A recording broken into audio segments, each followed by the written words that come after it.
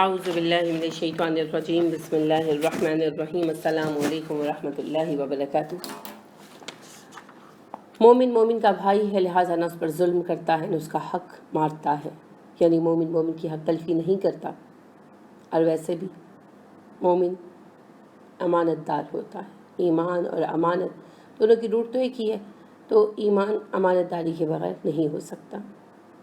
لہٰذا رسول اللہ صلی اللہ علیہ وسلم نے ارشاد فرمایا کہ جو شخص قسم کھا کر کسی مسلمان کا حق مارے اس پر اللہ تعالیٰ جہنم واجب کر دیتے ہیں اور جنت حرام کر دیتے ہیں۔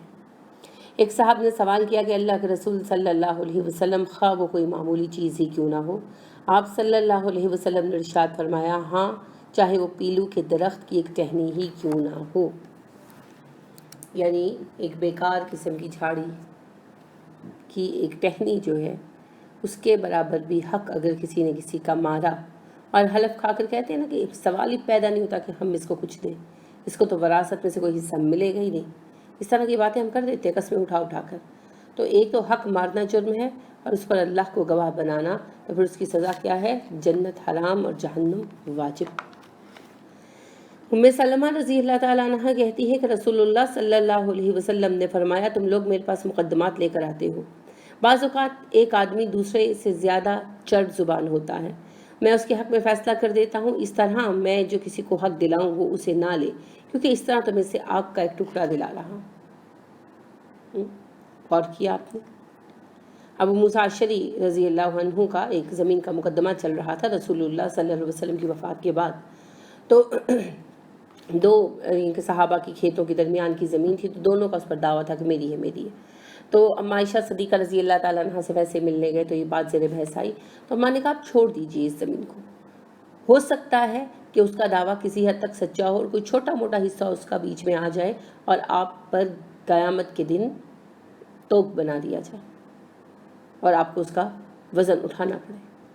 تو انہوں نے وہ سارا حصہ جو ہے اپنا، یعنی حق جو تھا مقدمے کا، جو مقدمہ نے دائر کیا ہوا تھا، وہ واپس لے لیا اور اس سے یعنی وڈرا کر دیا کہ یہ وہ لے لی زمین، وہ لے لے، میں نے چھوڑ دی۔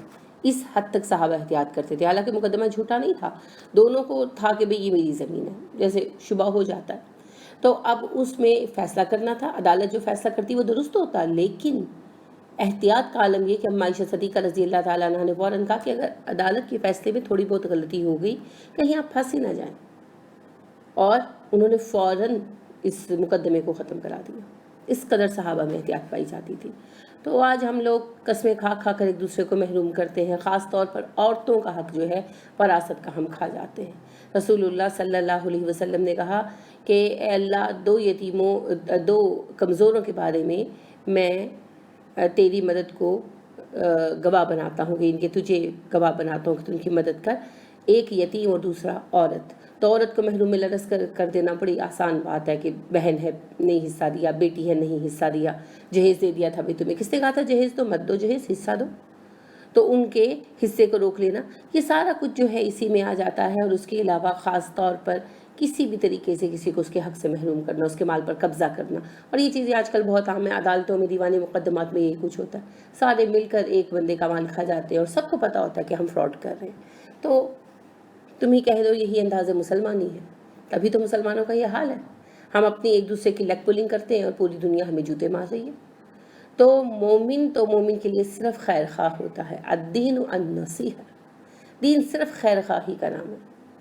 تو ذرا سوچیے، اور نتیجہ کیا ہے اس کا؟ دنیا میں تھوڑی سی جائیداد مل گئی، آخرت میں گلے میں توق ڈالا جائے گا۔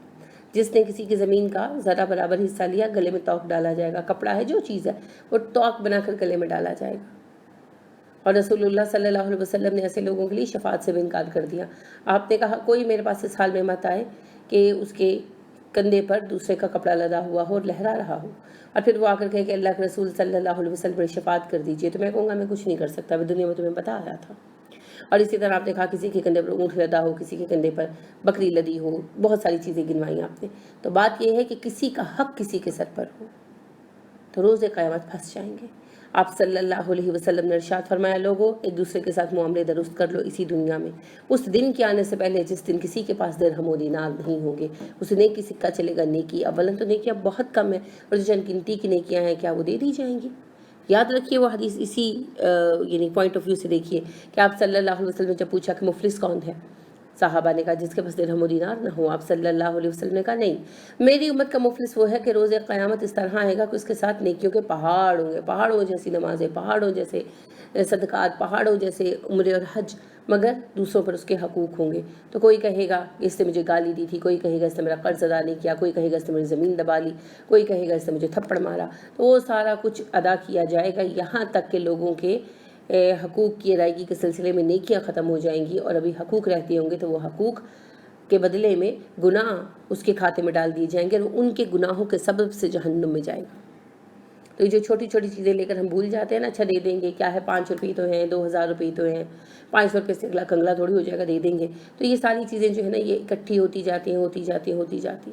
اسی لیے رسول اللہ صلی اللہ علیہ وسلم نے کہا گناہوں کو حقیر مت سمجھو، چھوٹا سا گناہ بھی جنت میں اور آپ کے درمیان رکاوٹ بن سکتا ہے. تو لہٰذا کسی کی چیز کسی صورت میں مت لیجیے. آپ کا نقصان ہو جائے دنیا میں خیر ہے، لیکن دوسرے کی چیز نہ لیں. ان حقیر چیزوں کے پیچھے اپنی جنت کے فیصلے کو مشکوک نہ کریں.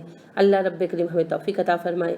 سبحانک اللہم و بحمدک ونشہد ان لا الہ الا انت ونستغفرک ونتوب الیک. السلام علیکم ورحمۃ اللہ وبرکاتہ.